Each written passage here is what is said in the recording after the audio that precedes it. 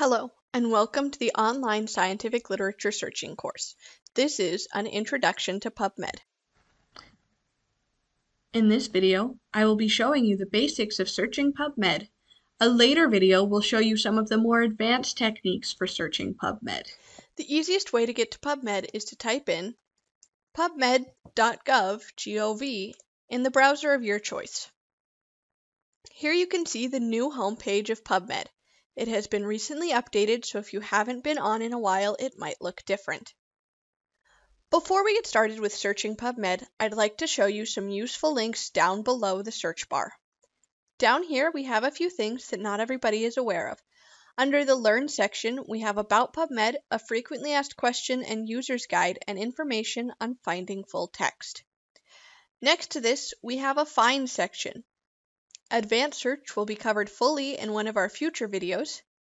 Clinical queries is a quick way to get answer to clinical questions. And Single Citation Matcher is a quick way to find articles that you already know about. For example, if a professor or classmate recommends that you read an article, the Single Citation Matcher is a quick way to find it on PubMed. Down here, under Explore, we also have the Mesh database, which will be looked at more in depth in a future video.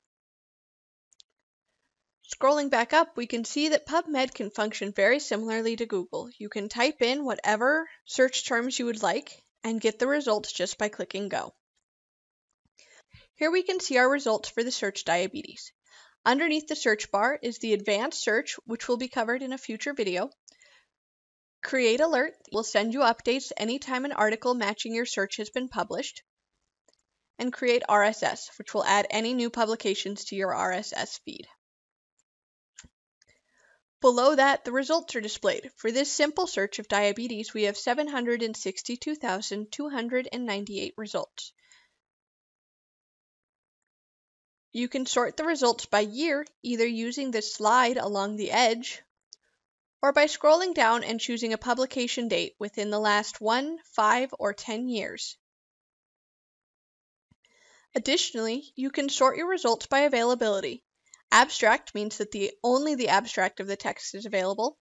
Free full text means that the full text is available for free, and full text means that there is a link to the full text.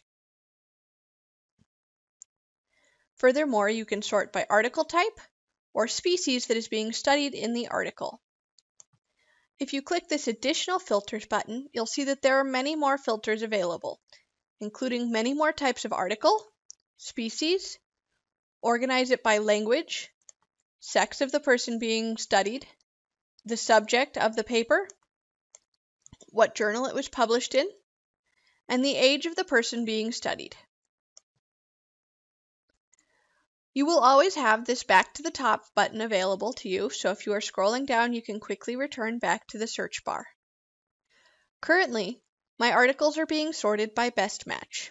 The other option to sort by is most recent or publication date. Those two are very similar, but there are some differences. Most recent will include articles that have just been published ahead of print. PubMed sometimes gets articles before they are published in their journal. These are called EPUB ahead of print. The other option is publication date. This will organize your results by publication date, not when they were added to PubMed, which is the biggest difference between most recent and publication date. You can decide if you want them to display a summary or the full abstract, and how many items you would like included per page. It updates automatically anytime you make a change to the display options, and you'll get this green button telling you that you're no longer using the default. If you click into one of the results, you can see a few important things to note. First of all, you will get the title of the paper, the names of the authors, and the PMID.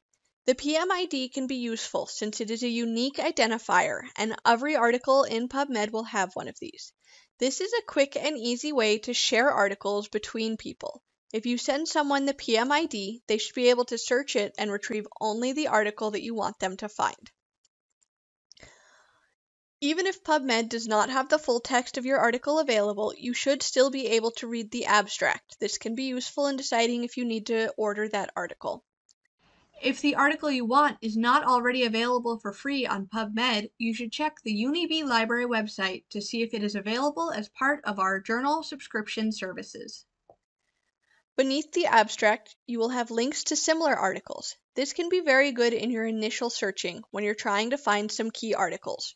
If you find one article that is very useful, take a look at the similar articles to see if any of them can be of use to you.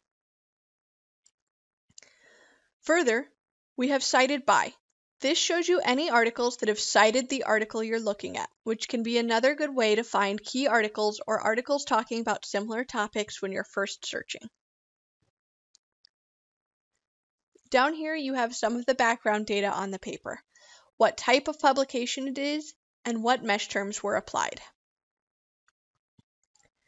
Down here you can click back to your search results or go forward to look at the next paper in your search results. Almost all of the articles in PubMed will have a full text link. This does not necessarily mean that the full text is free or freely available, but it is always worth it to click it to see if you can get the article easily. As previously mentioned, if the article is not available through this PubMed link, you should check the UniB Library website. Back in the results, we also have a way to cite the paper quickly and easily. You can also add articles to your favorites. Doing this will make them easy to find in the future. In addition, there's a page navigation section in which you can click and be taken directly to whatever information you are interested in. In order to save something to your favorites, you have to be logged into your MyNCBI account. If I go to my dashboard, you can see that my favorite has 2 items in it. If I click into it, you'll see the one I just added is right here in my favorites.